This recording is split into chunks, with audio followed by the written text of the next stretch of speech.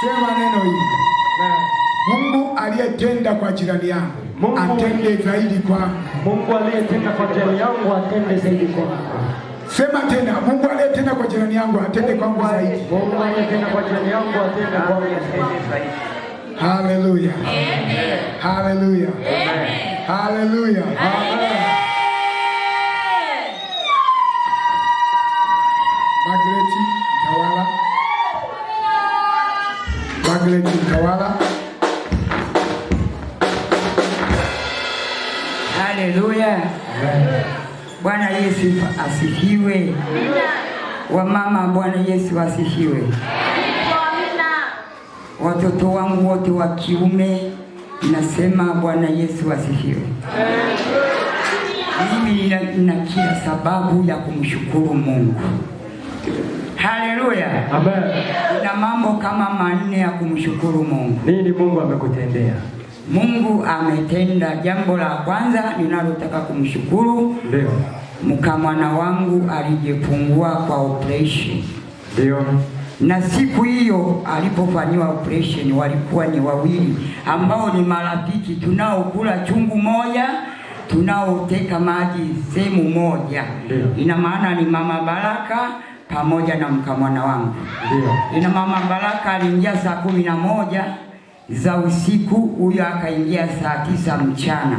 Ina maana huyo anajitambua, huyu ndo akawa amerudishwa kutoka seta.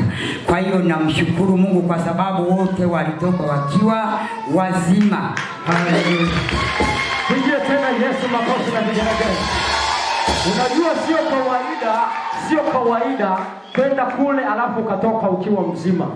Hilo ni jambo la kumshukuru Mungu. Huyu mama alikuja mahali hapa akamwomba Mungu. Ni kweli ulivyomuomba Mungu na Mungu akafanyaje?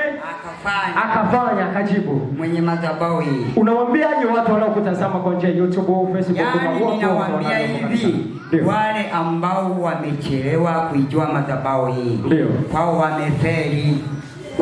wamefeli. Yani ambao wamezubaa na aliyoko mahali hapa bado unacheza na madhabahu hii, unaiona kwamba madhabahu hii haifai, wewe kweli ni muongo.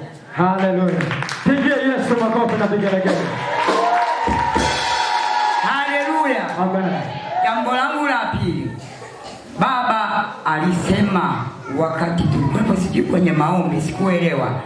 Kuna siku tulienda kwenye mkutano kule Mleba, ni wapi baba kule? Chanji. Katongo. Tulipofika kule, mhubiri mmoja akasimama. Aliposimama akasema watu tumekuwa ni wavuvi. Yani abantu tuliba nafu. We kama basi utakuwa uelewi kiaya kwako umeangamia, nitakurudia. Akasema huyo muumini, baba alisimama mtu mmoja kwanza kabla ya baba. Akasema yani watu sisi ni wavuvi. Atulimi. Nikajifikiria atulimi. Kwa nini atulimi? Hatuna mikono. Mimi ninayo mashamba ya watoto 4 wa kiume ambayo nayamiliki. Lakini kusema uongo, yule baba alipohubiri neno sitomsema, nitamtunzia siri. Nilijifunza kwake. Alafu tukaja hapa sasa. Tulipofika mahali hapa baba akawa anasema, mtu ambaye hataweza kulima, ambayo hataweza kufuga. Mimi nilikuwa nafikiri labda vitu vya kufuga vinatoka kwenye pesa nyingi. Sikuelewa kwamba Mungu yaweza kutenda muujiza na ukafuga kuku ukawa na zaidi ya kuku 10 bila nguvu yoyote. Haleluya. Amen. Yani nikajifunga. Nilipotoka hapa ulikuwa mwezi wa 5 kama vile. Nikasema sasa haya mashamba yangu yote na kwenda kuyaandaa kwa mkono wangu mwenyewe. Maana nikitaka kuyafanya kwa tengeneza vizuri huwa ni 1060. Lakini mwaka huu nimefanya kwa mkono wangu mwenyewe, nimeshalila mwenyewe na nikaipanda rushara. Lakini utashangaa, ninayo rushara ambayo inatisha. Baada ya kuingia madhabahuni hapa, baada ya hayo maombi, sasa hivi una rushara ya kutisha. Yaani rushara ambayo ni ajabu. Na nilipokuja kupanda, nilichukua mbegu zangu nikaziweka kwenye pochi, nikazileta mahali hapa. Nikaziweka madhabahuni. Nikaiweka madhabahuni. Siku nyingi mimi hii miaka ambayo nimemiliki hayo mashamba nilikuwa nikisema maharagwe yawezi kupita kwenye kilomita kwa sababu kilomita ni ndefu na ile fia ni kubwa. Nasema kwamba yawezi kustawi, lakini ukifika pale na wewe mwenyewe unaamini. Nani ametenda huo muujiza? Yesu. Nani ametenda huo muujiza? Yesu. Baada ya kuchukua hayo mazao yake na kuyaleta mahali hapa na kupeleka kule akapanda, leo hii anapata nini? Matunda, anapata rushana. Haleluya! Pigia Yesu makofi na vigelegele. Sasa hapo mama, unawaambiaje watu wanaopanda rushara bila kuleta mbegu zao kuombewa hapa? Yaani nakwambia wewe ambaye upendi kuileta mbegu yoyote ile, hata kama ni mahindi, kama jana tulivyofundishwa, tumefundishwa kuwa wazurumasi wa kuku, wa mbuzi, wa nguruwe, wewe utakuwa umeangamia. Mungu akutie nguvu kabisa. Na wanayeniangalia nje ya nchi wajue kwamba tunapokuwa tumemwamini Mungu kwa madhabahu unayokuwepo, lakini madhabahu hii inatisha. Madhabahu hii inatisha. Madhabahu inatisha. Madhabahu inatisha. Haleluya. Ninalo jambo lingine. Jambo la tatu. Ndio. Nina mwanangu haja kipare. Hiyo ngoja kwa sababu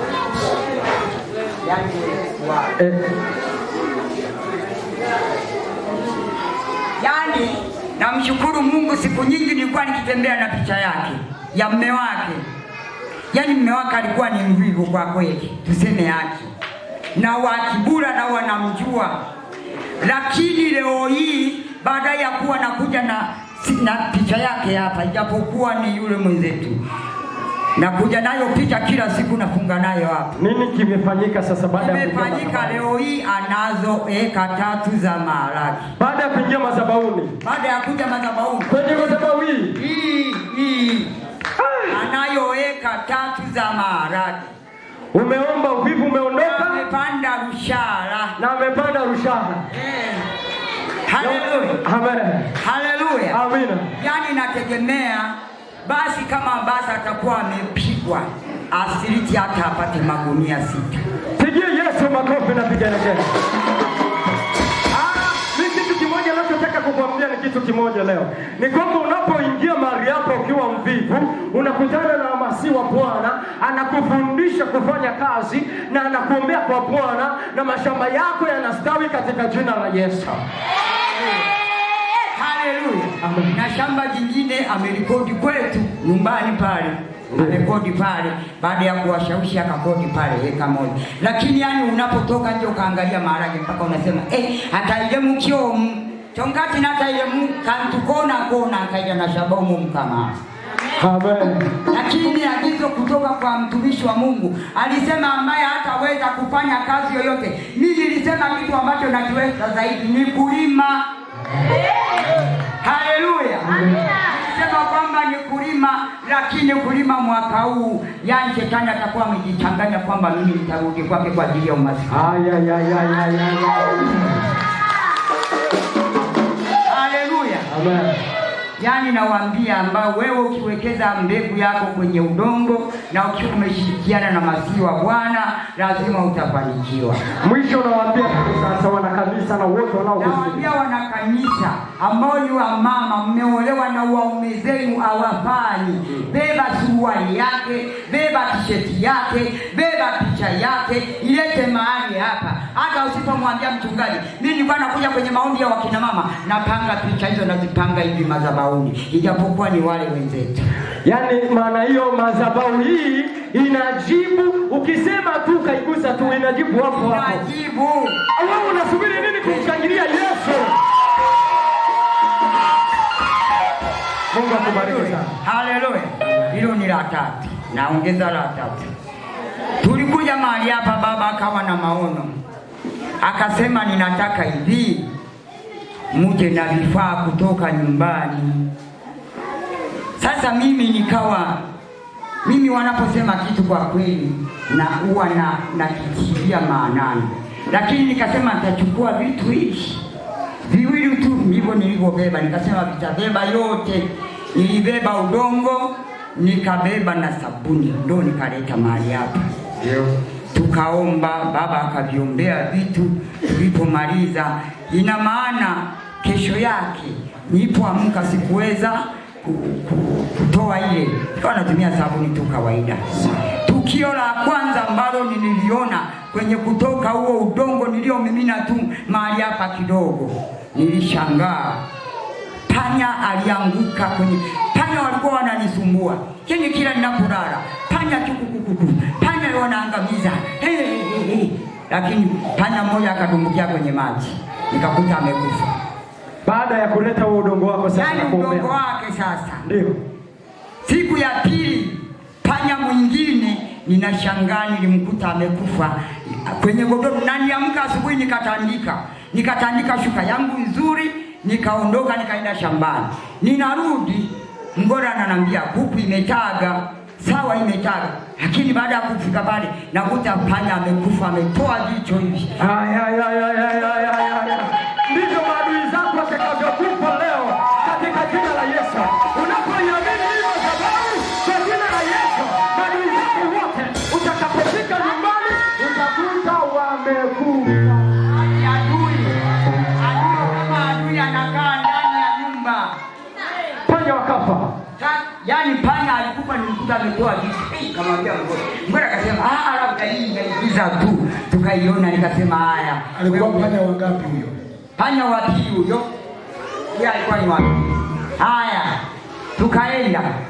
Siku ambazo tumepita ni wiki moja iliyopita. Panya wakabaki hawa wawili. Kila unapolala unaona panya mdogo